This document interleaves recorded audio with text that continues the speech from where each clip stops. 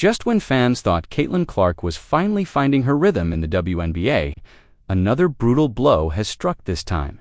It's not just about hard fouls, biased officiating, or the media pressure.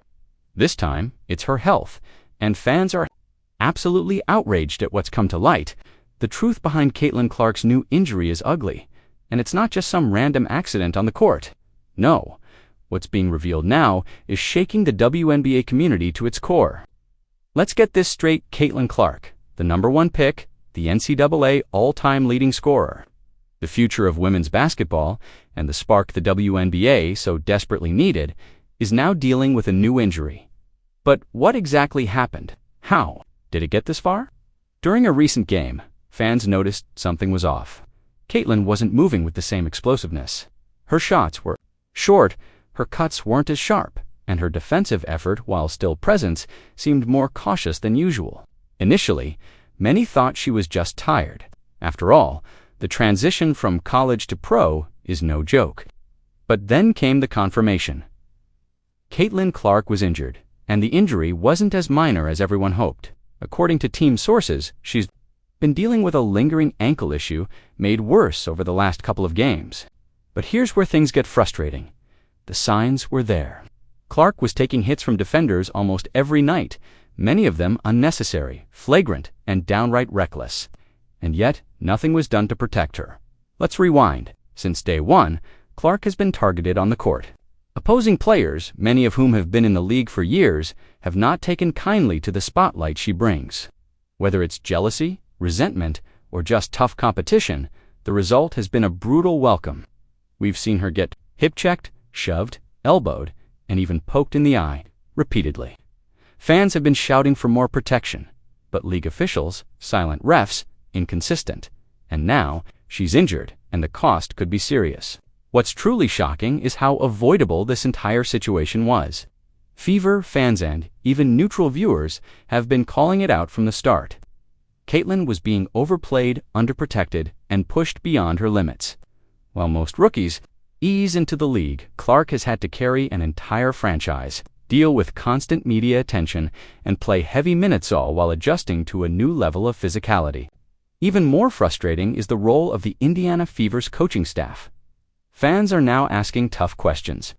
Why wasn't she rested when it was clear she was limping in practice? Why did the team push her to continue playing back-to-back games, despite signs of discomfort?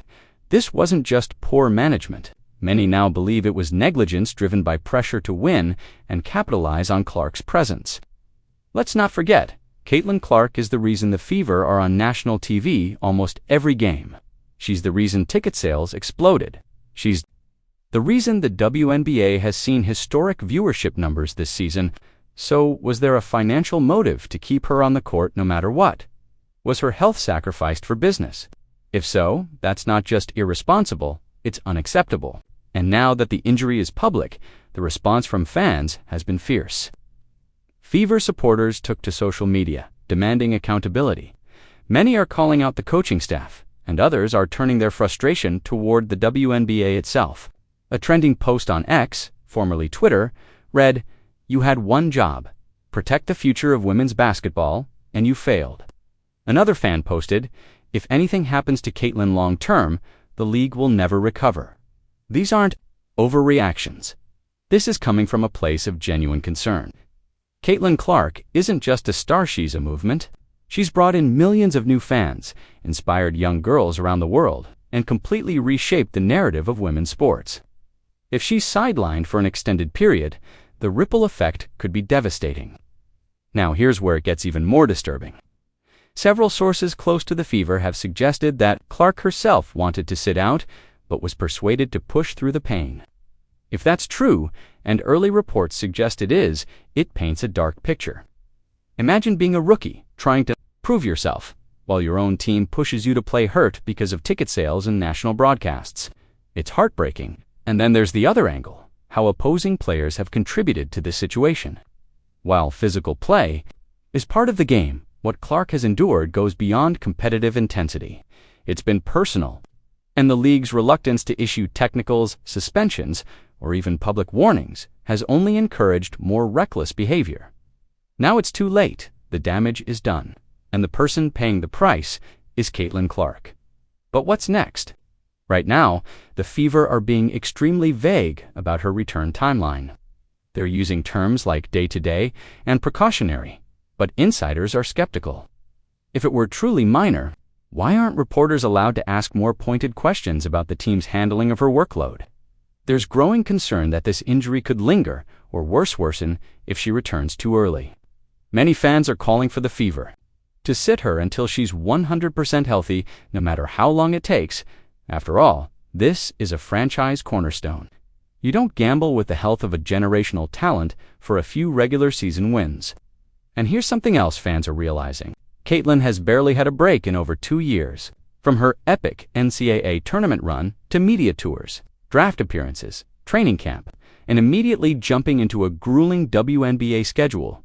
She hasn't had a moment to just breathe, recover, and heal.